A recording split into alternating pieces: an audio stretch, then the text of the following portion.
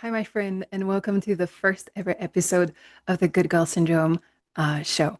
I am so excited to be filming this today. For those of you who are watching me here on YouTube, hi. Some of you are listening to me in podcast version. So, hi to you as well, even though you can't see me. I have this huge smile on my face because I'm just so happy to be here. If you don't know me, if it so happens that you do not know me, did not come from, my own little universe. My name is Julie Vander Meulen, and it's how I would pronounce it in French. In English, it'd be Julie Vander Meulen. I'm an empowerment coach for high achieving women, and I have developed a concept called Good Girl Syndrome. I did not invent the concept, but I have been building a theory and a coaching framework around that so that good girls, women who identify as good girls, right, can better understand themselves and they can, if they want to, they can release some of the patterns that hold them back in their lives. And so, what I'm going to be doing in this show is talking about all things good girl syndrome. It's my way to actually use your real life questions because now that my universe has grown a little bit, I receive quite a few messages. I receive quite a few comments. I receive some long emails with all of your beautiful questions and stories, all the things that are on your heart. And nowadays, unfortunately, I do not have the time to reply to everyone. And so, me building this show was my way to kind of find a bridge between not exhausting myself in replying to every single person who writes to me very, very personal things, and at the same time, still responding in a way that serves a maximum of other women. And so, what I've come to notice in the years that I've been practicing this now is that a lot of the questions that you have, while they are unique to your own story, right? Your own life story, your own background, different things that are unique to you. There's many similar patterns among all of you and with me too, because, the reason why I built this is because I myself identify as a good girl, at least a recovering good girl. Um, and so, yeah, that's what we will be doing in this show. So the plan is this. Twice a week, every Wednesday and every Sunday, I will be releasing a video on YouTube, and therefore also a podcast will be the same thing, right? I will be filming and then I will be putting the audio on Spotify, so that you can either listen to me or watch me, depending on what is most useful to you. And I will be using some of your questions. So if you're already in my universe, especially in the Sunday Sanctuary newsletters, hi. If you're already there, I'm happy to see you guys. And to talk with you. By the way, if you already are in my universe, please put it in the comments below, so that I know who's there and, like say hi, say whatever you want to say. If you like this, of course, you know how this works, right?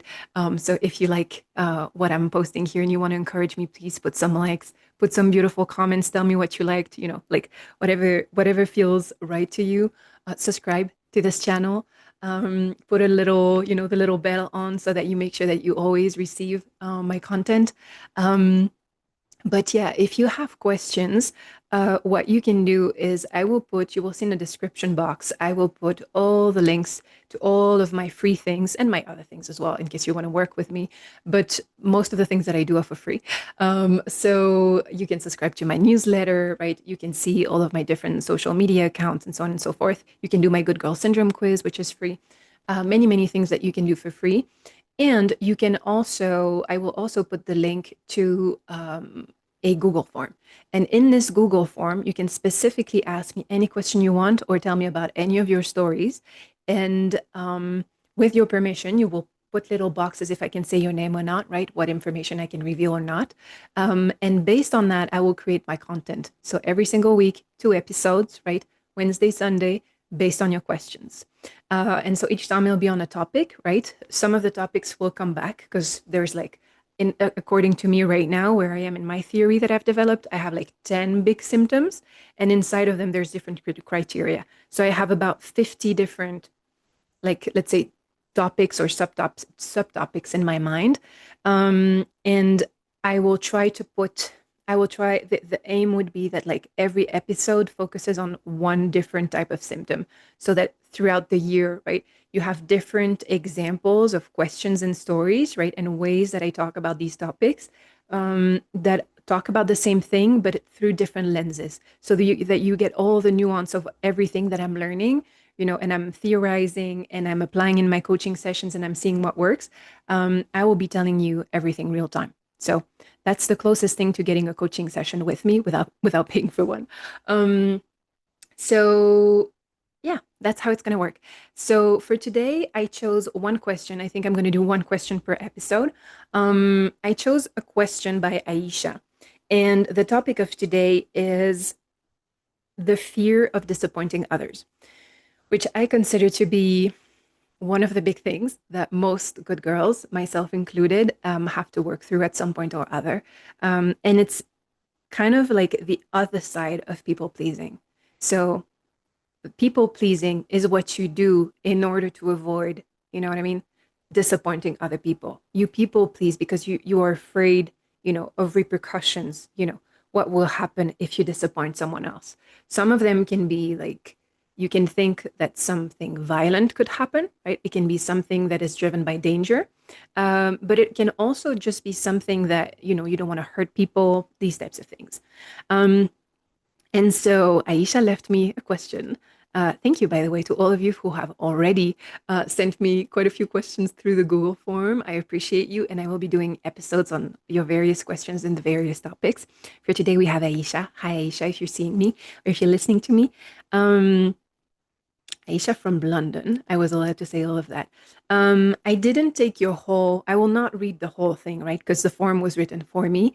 But I am allowed to I am allowed to quote little things. So I will just tell you like a part, like two parts of a quote that I thought were really interesting. And I will tell you it will be like a coaching session. So basically every episode will be a bit like a coaching session or mentoring session because I don't have the person in front of me, so I can't ask for more context and I don't have an answer to my questions, right? So, but you will see how I work. And you will also see, like, if you were to do that for yourself, like, you can pause at any moment and you can ask yourself these questions and do the exercises in the moment, right? Um, and if it does not, like, if you have like more, you have the same kind of different type of question, put it in the comments so that I know and I can like perhaps answer you if I can in the comments, or someone else, other good girls can also like tell you about like how they deal with things. And I think we can create a beautiful community here of women who interact with one another, myself included, but also, we can like collectively create some wisdom among us good girls and help each other out. So Aisha, the part that I kept was, I know I overwork to avoid disappointing my boss, but how do I stop when my brain keeps saying, keep everyone happy or lose everything? So there's a lot in there. There's really a lot.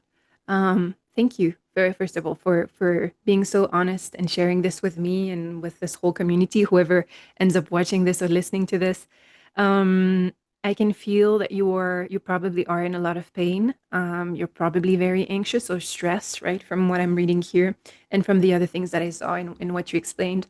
Um, I'm going to unpack what you said and see, what comes up. Um, by the way, I don't prepare these, so I'm doing this as if I were doing a coaching session in real time. In which case, I don't know. I might know your profiles and I know in general what could come up, but I never know, what exactly is going to come up. So that's how I'm going to be doing this as well.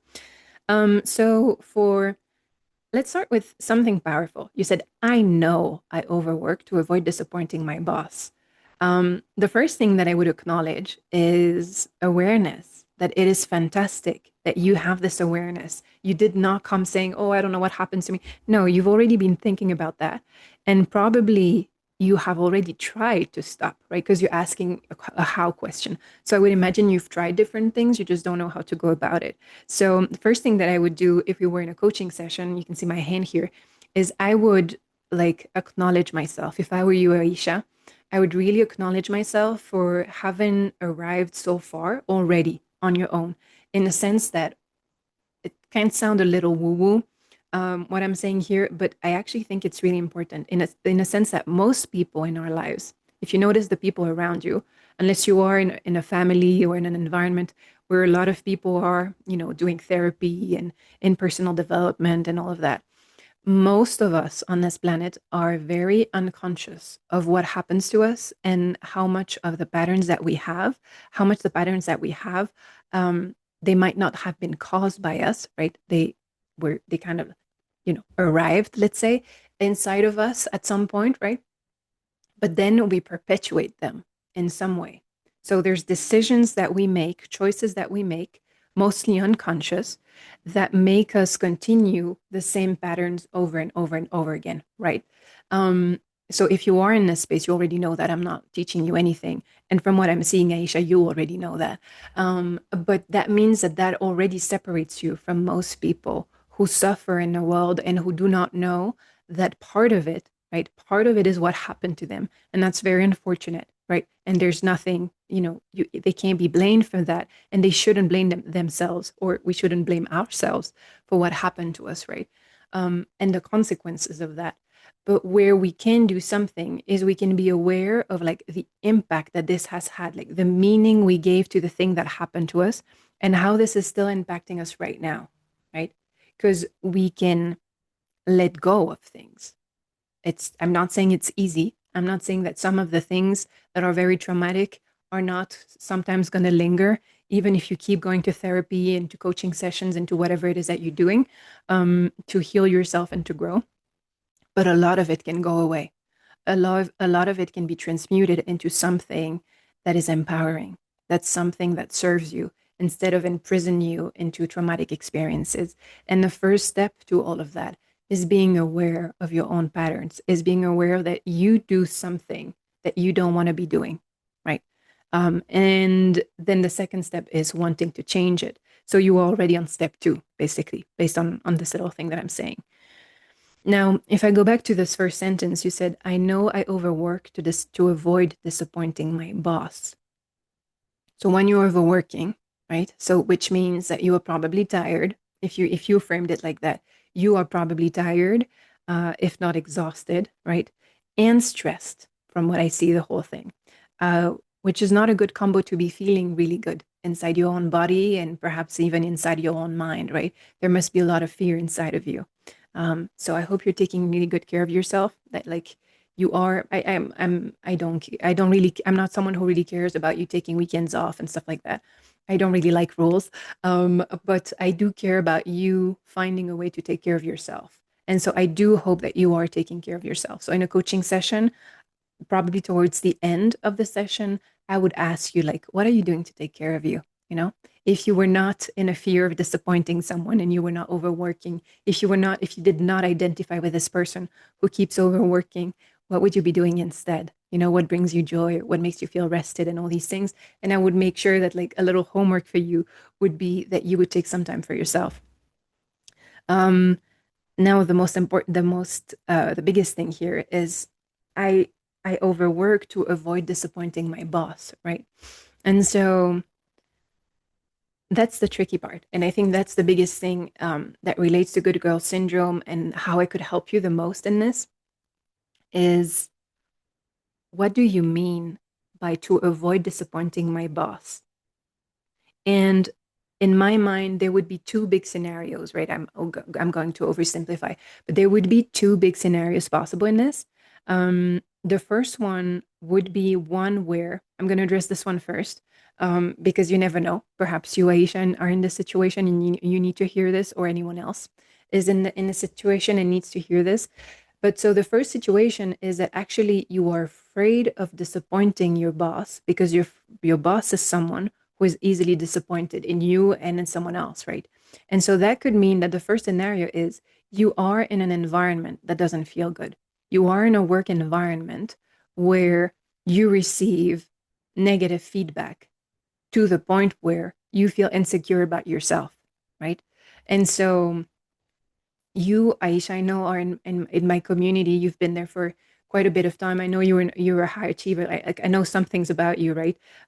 Actually, she allowed me, for everyone else, she allowed me to say that she's a corporate lawyer, and so she is someone that we could say has a certain level, of success already in her life. So, like she knows inside herself that there's some hard things that she's able to do, right? It's not that she just started and she has no proof. She has proof that she has worked very hard and she has some competences.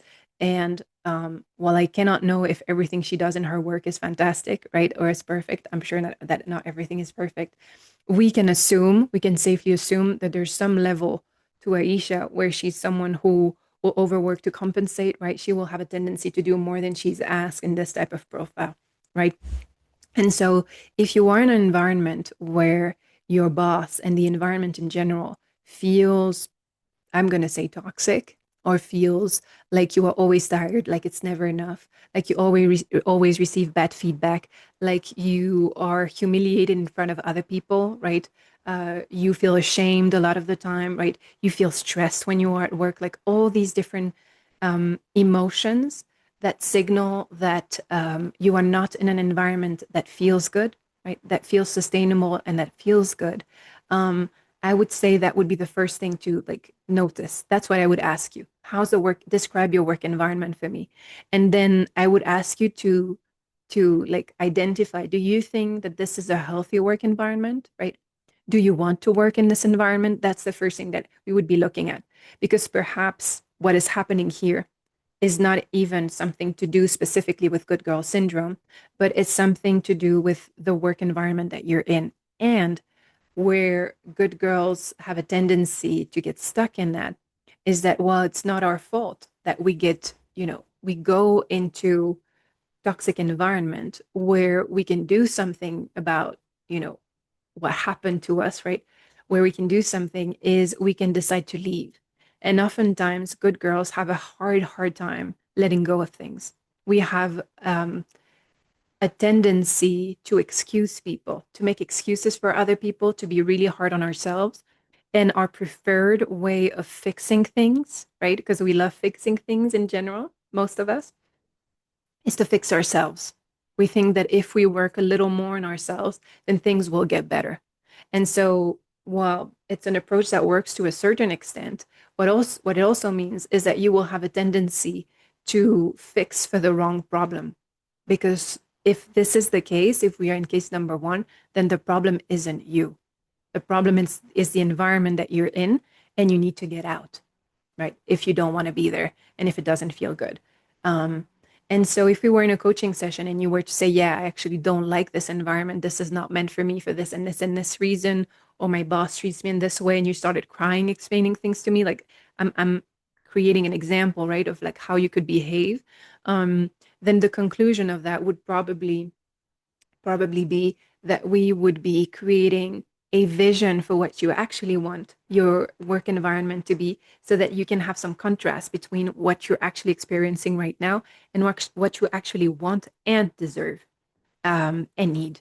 And so then from that gap, there would be something activated in you where you realize I actually do not want to be doing this anymore. Right? This is not what I want for my life.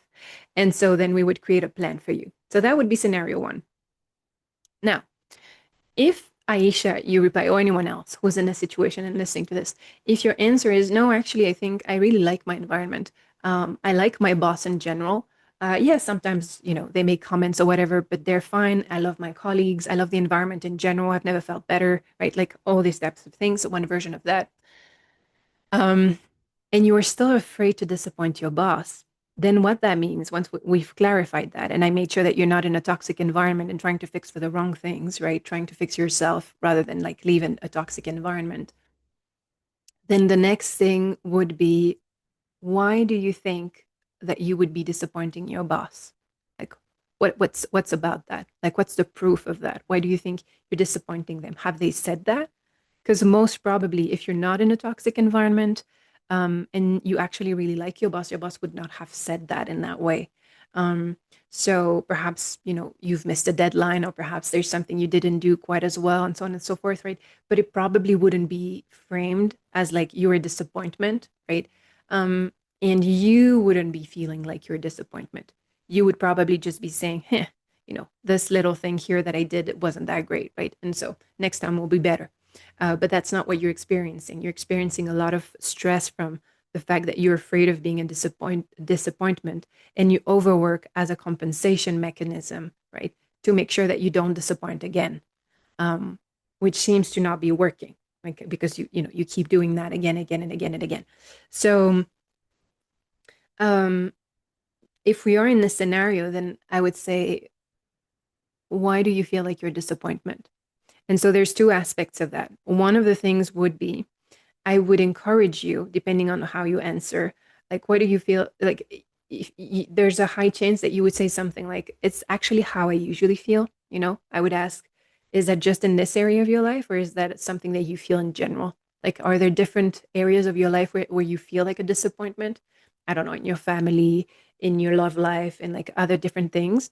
Is that a pattern of yours, that keeps coming back? If you say yes, then I would assume that this comes from something deeper, something that has been conditioned into you from some experiences in your past. I probably from when you were a child or an adolescent, something, an early memory of yours. And most probably, for it to be so strong emotionally, it probably means that it's not just an early memory, but it's probably an early memory where someone you deeply loved or cared for, admired, said that to you. Because then, like, you don't want to feel that way about someone you deeply care about. Um, and so I would ask, like, whose voice is that?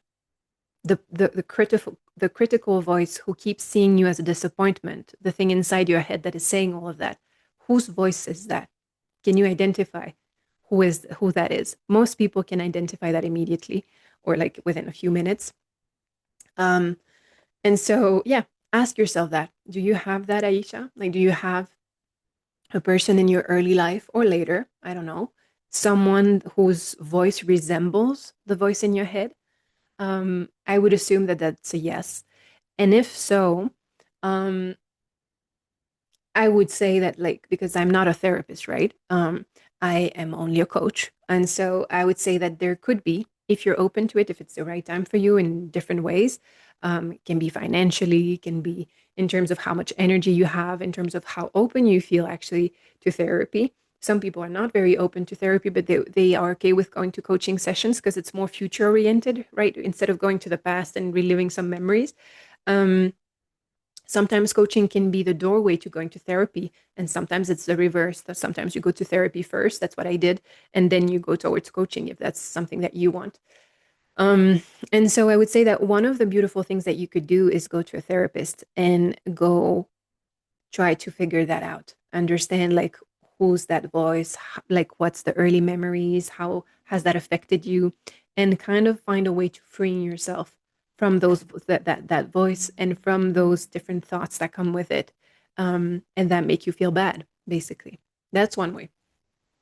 Um, and then the other thing, what I would do in a coaching session, right? Because I want you to be, if you see what I'm doing here, I'm trying to look at all the different scenarios, of what is going on for you, and I'm trying to like eliminate different things so that if it's like if you're not in a good environment, that I'm not trying to solve me too, right? Because I listen to your story and I want to help, that I'm not solving for the wrong problem, basically.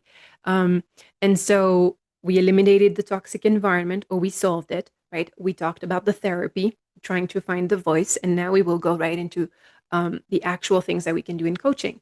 And so what you could do then, Aisha, is then I would ask you, okay, so let's go with the story that your boss is disappointed in you, and so you overwork. Can you give me concrete examples? Like, can you make a list of like all the things that make you feel like you disappointed your boss? Like, give me all the examples. So you would take a few minutes. If you're listening to this now, Aisha, you can pause.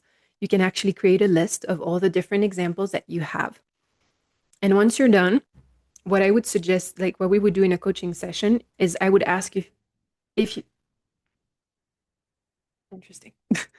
um, I would ask you if you would be open uh, to tell them to me, give me those examples, and then from there we would be looking at, like, are they really true? Are there things like, are they concrete things like someone said, you're a real disappointment, or I'm really disappointed in this? Or is it you who interpreted different things? That, for example, you were at a meeting and you were talking about something, and then it so happens that like you're someone looked away, or like your boss didn't pay too much attention and was distracted, or like different things, like things that can feel dismissive, but they're actually might not be about you, and they might not actually mean that they're disappointed in you. They could mean something else entirely. Um, Most of the time, in those types of examples, about 80% of the list are going to be things that you interpreted because you have a specific lens of already believing and being afraid that you are disappointment. And so that kind of solves a part of the problem, where then we can laugh about it and be like, see our little mind, like we can understand that, like, this is the lens. If you really feel like you're disappointment, you will always be looking at things from that lens. And so then from there we can look at the 20% and say, okay, so these things, okay, they actually mean some version of, there is some sort of some form of disappointment. And then we would like open the context of that. What is the context? What had you done? And so then we can see that, for example, perhaps like the language wasn't, if someone said, I'm disappointed in you, perhaps the language wasn't the most positive. Perhaps they could have done a better job. But if you've been working there for 5 years, and in 5 years, for one of the files that you did, you receive one time that feedback, right? While I understand that it is painful, it probably doesn't mean, right, that like in general, your boss is disappointed in you. It probably just means that that one time, for some reason, what you did didn't match the standard. And so this person in the moment, being a human being, expressed that in a way that perhaps wasn't the most, the most beautiful, polite, or lovely way to do that. Um, and so we can kind of, it's not dismiss the things, but it's kind of like put them back into context and feel like actually there's just two examples where I felt really hurt by what they said. And it actually meant some version of, I'm disappointed, not in you, but in your work. And then what we would do is we would do another set of lists, like another list and another set of examples. And then I would ask you, do you have examples? Can we stack examples of like all the times when you did a really good job and your boss pointed it out to you? And so then you would start making a list of all of these different things. And you would notice that actually there are so many more examples of times when you knew you did a really good job, right? And you saw all the signals of like what it means to have done a really good job and to be really admired or to be respected, to be cherished, whatever it is for you. And then we would continue to stack. I would ask, okay, so what about the rest of your environment? What are moments when your colleague said something really cool to you, or moments when you felt really cherished in your work environment, where you felt like you were really, really valuable? And so what we will be trying to do here is like to create a huge list of all the moments when you can actually, like your moments. I'm not inventing those. These are your memories, right? Um, like as facts basically of like all these moments, this proof of like all the things that you did really well. And so what that will create in you is that automatically you will start like all the stress that you were feeling, it will dissipate because you have removed the different layers of like all the different times that you thought, it meant something negative, and probably you amplified it in your mind, right? And then on the other side, you will see all the beautiful moments stacked in your life, like proof that in your work, you're really, really doing a good job, right? Without overworking, or because like, and you will see the different features of that. And so from that, then we can, from that stacking, we can like recreate either an identity, right? An identity of you as a person who goes to work, like as, Aisha, the corporate lawyer, um, is, and we can create an identity from that that you can step into. Or simply, now you have proof. Like, two things. One, you know that your mind has a tendency to view things from that lens of, a version of I'm not good enough, right? Which is I'm a disappointment. I will disappoint people in some way. And then awareness, right?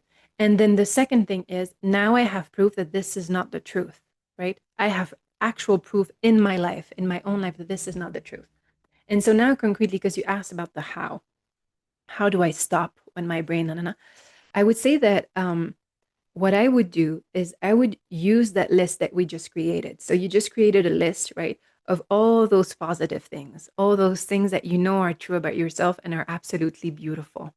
And so you can copy paste that list, right, and put it in your phone, so that you always have it on this, like whenever you need it, you can look at it. Um, you can also create an audio version, right? that you record on your phone, and then whenever you have a bad moment, like you remember it. And I would say again, two different moments when you can use that.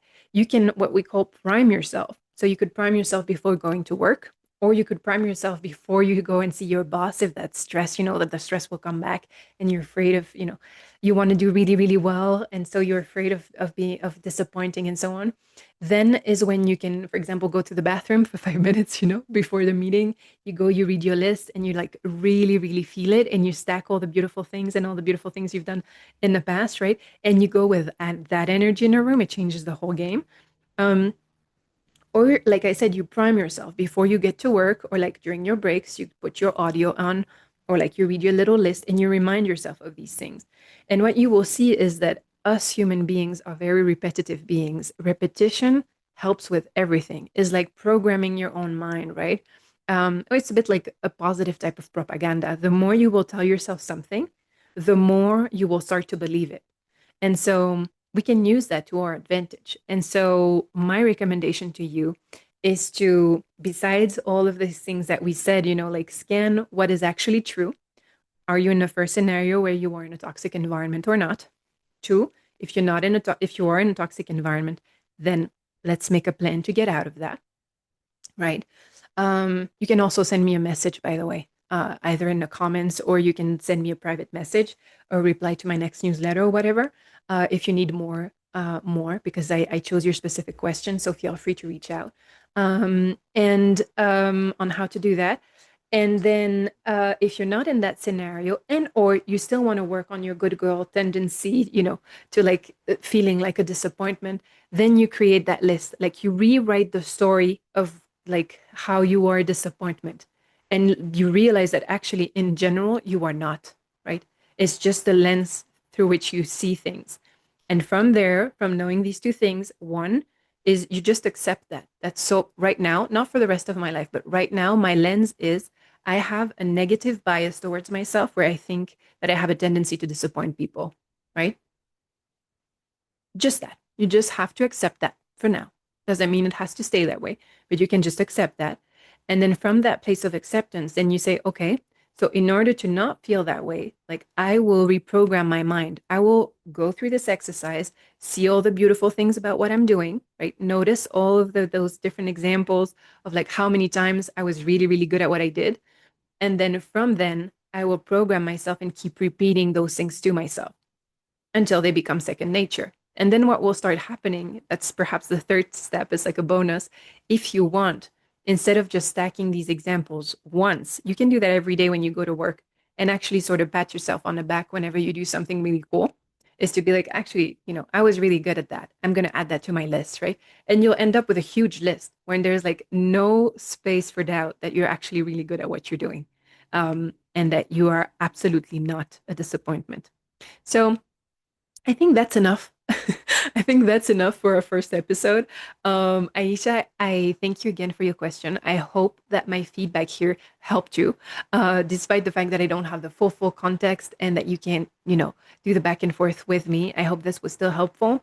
If you're not Aisha and you listen to this or you watch this, I hope that this was useful for you. In any case, um, I do not yet know what the next episode will be about. This one will be the first one. It will get out on Wednesday. And there will be another episode on Sunday. If you enjoyed this episode, I would love it if you put a little like, put a little comment, subscribe to my channels, you know, so you can continue to hear from me. And you never know what message, you know, today was about the fear of disappointing. Another day will be about not dreaming big enough, keeping yourself small, whatever it is, right? There's so many topics that Go Girls face. And so I think that's it, my friend. Thank you so much for watching and for choosing to spend your time with me here. And I cannot wait to see you and to talk to you in the next episode. Mm. Have a beautiful day and talk to you soon.